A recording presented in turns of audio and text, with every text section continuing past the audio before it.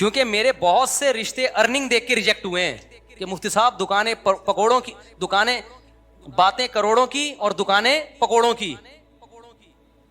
तो हमसे तो हमारी आमदन का जो वो तो अब अल्लाह ने मुझे अल्हम्दुलिल्लाह, मैं ये नहीं कि कोई गरीब आदमी हूं, अल्लाह ने मुझे माली वसत दी अल्हम्दुलिल्लाह।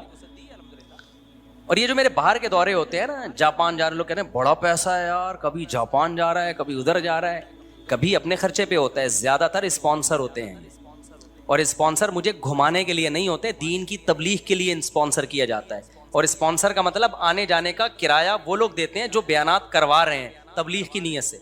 बाकी जो मैं घूम रहा होता हूँ ये गरीबी है। जापान में घूमने के लिए नहीं गया था, जापान में बयानात के लिए गया था। और एक एक दिन में 2-2 बयानात हुए हैं। हाँ, बयान से फारिग होते थे तो घूम भी लेते थे। तो लोग समझ रहे हैं कि ये अय्याशियां कर रहे हैं जापान में। और ये कोई अय्याशी है? ट्रेन में बैठे हुए क्या अय्याशी है यार? ये यहां से वहां चलेगा, ये कोई, ये तो बेवकूफों का काम है यार, इसको अय्याशी समझना। गरीबों वाली सोच है ना, सही सही बात, गरीबों वाली सोच, इसको ये क्या अय्याशी है? तो मेरी अच्छी आमदन है अल्हम्दुलिल्लाह, गरीब नहीं हूं, लेकिन इतनी नहीं कि करोड़ों की आमदन हो। अच्छा, मैं ये जापान वाली बात मुकम्मल कर दूं कि लोग स्पॉन्सर करते हैं अक्सर व बेशतर तबलीग के लिए, लेकिन मेरे बयानात का कोई पैसा नहीं होता। स्पॉन्सर में ये दाखिल नहीं है कि मैं जा रहा हूं तो मुझे बयान पे पैसे मिलते हैं कि आप आएंगे तो आपको इतने पैसे, क्योंकि बाज़ खतीबों का ये सेटअप है, वो जब कहीं जाते हैं तो उनको स्पॉन्सर भी किया जाता है, फिर उनके अलग से पैसे भी होते हैं, उस पर मेरी तरफ से पाबंदी है। समझते हो कि नहीं समझते? भाई ठीक है, आप बुला रहे हो तो आप खर्चा दे दो, अगर आप बयान रखवाना चाहते हो तबलीग की नीयत से मैं आ जाऊंगा, बस इससे ज़्यादा नहीं है। बाकी कोई किसी अपनी खुशी से तो कोई किसी को भी गिफ्ट दे सकता है। तो यहाँ भी लोग आते हैं, कोई मिठाई का डब्बा लेकर आ रहा है, कोई पैसे लेकर आ रहा है, कोई हलवा लेकर आ रहा है, कोई चॉकलेट लेकर आ रहा है, वो तो एक अलग सी चीज़ है, वो तो बाहर मुल्क में भी हो सकता है। लेकिन मेरा कोई भी बयान, जितने भी मेरी तबलीगी सफ़र है सारे फ्री में है। बहुत ज़्यादा ये होता है कि वो आने जाने का खर्चा और वहाँ रिहाइश का खर्चा वो लोग उठाते हैं, वो भी खर्चे की सूरत में नहीं, रिहाइश दे देते हैं। अक्सर तो मैं घरों में ही रहता हूँ, होटलों में नहीं रहता मैं।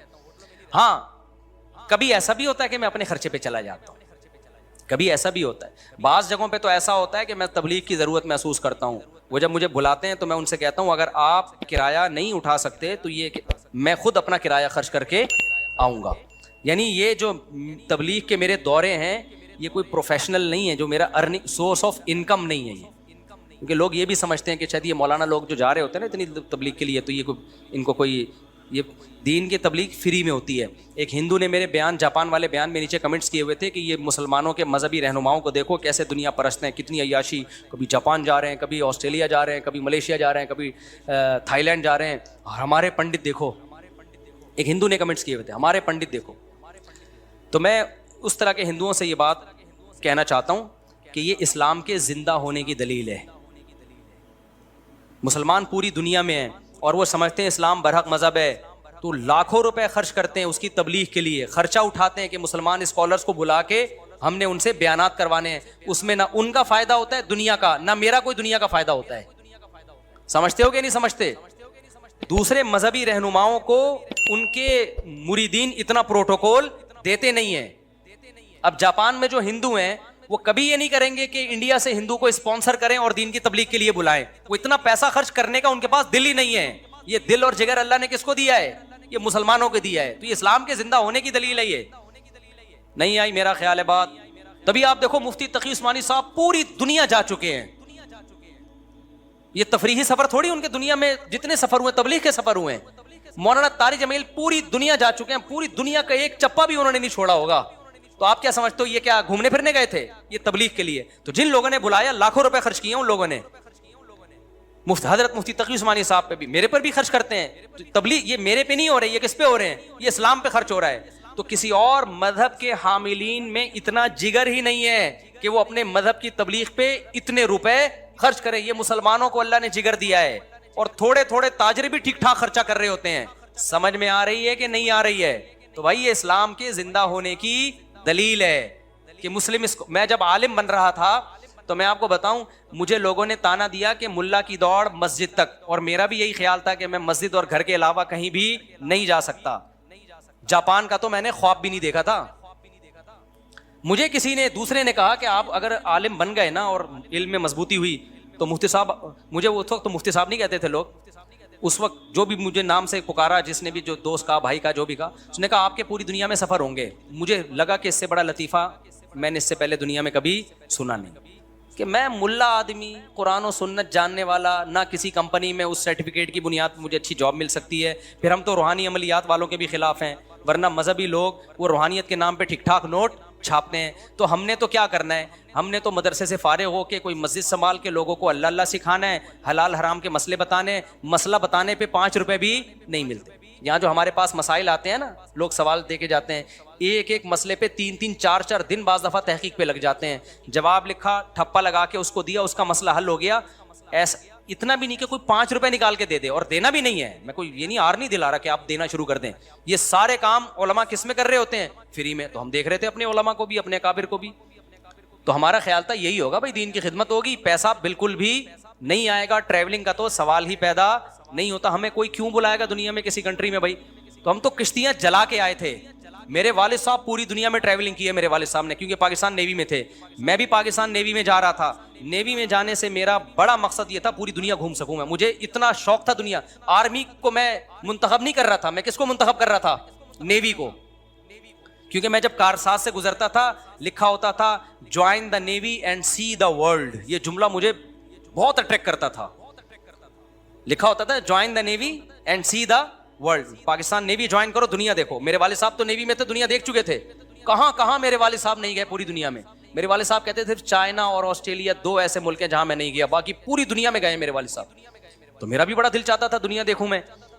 लेकिन जब मैंने किश्ती जलाई, मैंने कहा नेवी में जाने का इरादा क्या किया, कैंसिल किया। डॉकयार्ड में गया था, वहां से भी रिवर्स हो गया मैं। तो मैंने सोचा अब तबलीग वाले आए, उन्होंने समझाया, हमने कहा चलो मदरसे में जाते हैं। तो मदरसे में हमें 2 चीज़ों का था कि ना पैसा कमा सकेंगे कभी भी ज़िंदगी में, क्योंकि मौलवी जो 2 नंबर मौलवी है ना, पैसा कमाता है रूहानी अमलियात से। इसके अलावा मौलवी के पास पैसा कमाने का या तो तिजारत से कमाएगा, तो तिजारत का तो तजर्बा चाहिए ना। तजर्बे की उम्र तो हमारी कहाँ लग गई? मदरसे में लग गई, जो बेहतरीन उम्र होती है। 18 साल में आया था मैं मदरसे में। या आदमी एजुकेशन के जरिए पैसा कमाता है, क्वालिफाइड कोई इंजीनियर बनता है, डॉक्टर बनता है, फिर पैसा कमाता है। तो हम तो जो इल्म हासिल कर रहे थे वो दीन का इल्म था, और दीन के इल्म के सर्टिफिकेट, मेरा जो सर्टिफिकेट है, कहीं भी मुझे किसी किस्म की जॉब मिलने का अब तक कोई चांस बोलो है ही नहीं। पाकिस्तान में आलिम के सर्टिफिकेट पे कोई जॉब ही नहीं है। तो हम तो आए थे, अब हमें तो सबसे पहले खतरा हुआ कमाएंगे कहाँ से, खाएंगे कहाँ से। घूमना तो गया तेल लेने, घूमना कहाँ गया? ये दुनिया घूमेंगे, वो तो हमें पहले ही पता चल गया कि अब हमारी दौड़ मस्जिद मदरसा। लेकिन लोगों को हलाल हराम बताएंगे। हमारे हजरत ने इतना बातिल फिरकों के खिलाफ काम किया, भाई कोई बातिल उठेगा तो उसके खिलाफ हम काम करेंगे। तो इस नीयत से हमने इल्म हासिल किया। कोई नीयत हमारी दुनिया अल्हम्दुलिल्लाह शामिल हो ही नहीं सकती थी, क्योंकि फ्यूचर तारीख था दुनिया के लिहाज से। तो हमारे हजरत ने हमें हौसला दिलाया, फरमाया मुल्ला का रिस्क। पहला बयान हजरत का क्या हुआ? मुल्ला का रिस्क। अल्लाह ने, हजरत ने फरमाया अल्लाह पे एतमाद तवक्कुल करके किश्तियां जला के आओ, इल्म हासिल करो, रिस्क तुम्हारे पीछे भागेगा, दौड़ेगा। तुम आगे आगे, रोजी पीछे पीछे। फरमाया दीन के लिए अपने आप को वक्फ कर दो, रिस्क के दरवाजे खुलेंगे नहीं, टूटेंगे। हमने यकीन कर लिया भाई, हम तो किसके लिए आए हैं? अल्लाह के लिए आए हैं। हजरत कह रहे हैं रिस्क के दरवाजे खुलेंगे नहीं, बल्कि क्या होंगे? टूटेंगे। फिर अल्लाह ने, हजरत ने ये भी बताया कि टूटने का मतलब क्या है। बुनियादी जरूरतें सारी पूरी होंगी। ये नहीं कि आप हवाई जो है ना वो आपका अपना जहाज होगा, ना ना ना, बुनियादी जरूरतें सारी क्या होंगी? पूरी होंगी। तो ये रिस्क का मफहूम है। फिर दुनिया की ट्रैवलिंग की तो हजरत ने बात ही नहीं की ना। वो हजरत को था कि कहाँ जाएंगे, हजरत तो हमारे जा चुके थे दुनिया। लेकिन तो अब क्या हुआ है, जब मैं मौलाना बना, मैंने बयानात शुरू किए, तो अब हमें सफर पे मजबूर किया जा रहा है। ये जो जिन्होंने मुझे जापान बुलाया ना, ये इन्होंने बुलाया है, इसरार कर करके आ जाओ काइंडली। सही है ना? नहीं आई मेरा ख्याल है बात। तो मैं ये कह रहा था मेरे पास टाइम नहीं है, प्लीज। इतने फोन इरशाद भाई ने किए हैं, उसके बाद जाके मैंने इरादा किया चलो यार निकलते हैं। समझते नहीं हो बात को। खर्चा भी अगला कर रहा है और हमारे नखरे देखो। वरना जापान का तो वीजा बहुत मुश्किल से मिलता है। इन्होंने कहा मुफ्ती साहब वीजा भेजना 100% लगेगा। पहले तो मैं इसलिए नहीं अप्लाई करता, मैंने कहा टाइम ज़ाया होगा, एम्बेसी जाओ आओ, जब मैं नहीं जा रहा। इन्होंने इसरार किया आओ आओ आओ इतना, फिर मैं टिकट भेज रहा हूँ, वीजा मैं लगवा के दे रहा हूँ, आओ। उस इतना इसरार करने के बाद जाके मैंने ओके किया, चलो ठीक है। ये स्टाइल मौलवियों के अलावा किसी मजहबी स्कॉलर जो मुस्लिम स्कॉलर्स हैं उनके अलावा किसी और के पास ये स्टाइल बोलो नहीं, मैंने कहा चलो इतना, वाकई मेरे दिल में भी यही था, मुझे मेरा मूड नहीं हो रहा था जाने का।